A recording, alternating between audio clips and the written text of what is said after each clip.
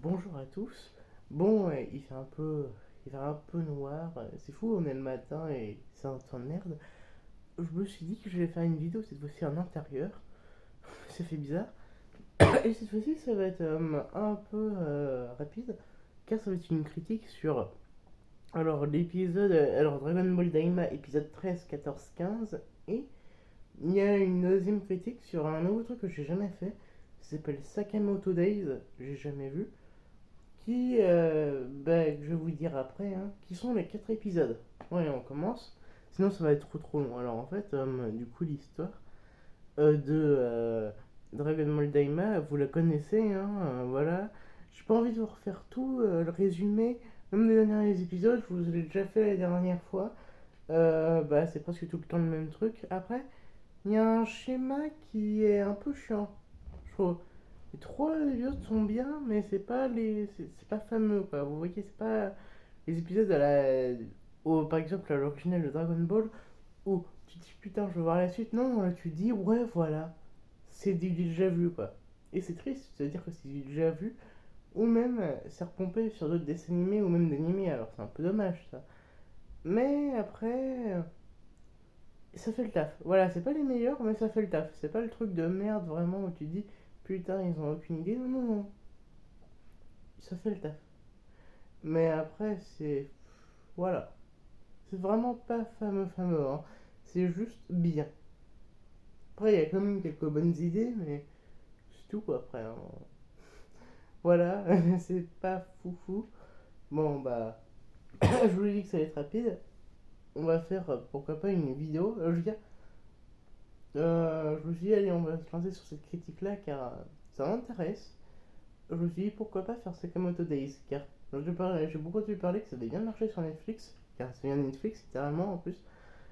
Alors du coup, on suit l'histoire de Sakamoto, un ancien tueur à gages qui était très fort, c'est l'un des plus forts, et il va prendre sa retraite, il va fonder une famille, et des années après, un jeune gars, un jeune gars quoi, va essayer de l'assassiner, il va le sauver en lui disant que non, il ne faut pas faire ça, il va travailler dans son épicerie, et en fait, il a un contrat en fait, il a une prime sur sa tête. Et je crois qu'il a beaucoup.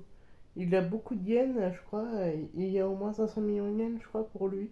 Ou même plus, je sais plus. Il en a plusieurs. Et du coup, pour lui, tu es protégé lui et sa famille. Et on va avoir plein de nouveaux personnages qui vont venir. Et franchement, j'aime bien. Franchement, on a déjà parlé d'animé du coup sur la chaîne, on a parlé de Daima, on a parlé de Terminator Zero.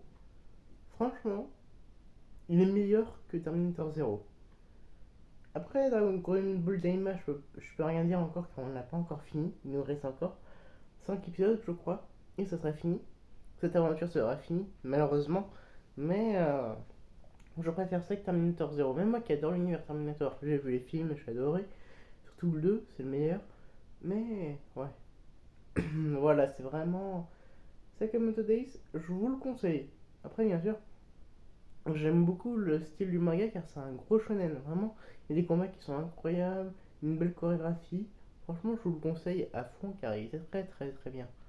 Et puis, vraiment, c'est rare quand même que je me dise oh putain, c'est incroyable car moi je suis pas fan de shonen. J'aime bien, mais voilà, c'est pas un truc fameux. Bon, j'espère que cet épisode vous aura plu. Sur ces critiques-là, c'est très bien. Je voulais juste vous dire que c'est un peu de l'agenda du coup, des sorties. Il y aura quelques films que je parlerai, pas beaucoup, mais quelques films.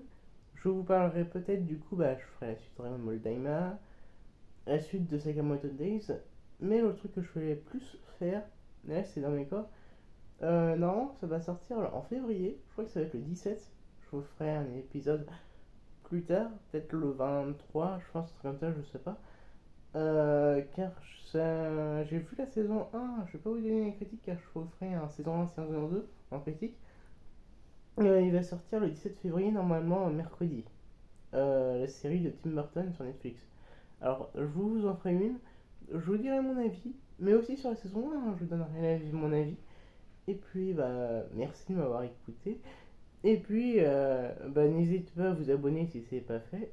Et surtout, pourquoi pas un like, c'est pas le plus important, car c'est une chaîne indépendante, mais juste, bon voilà, c'est sympa. Bon bah, merci, et à la prochaine pour soit une nouvelle critique ou soit un nouveau coin horreur.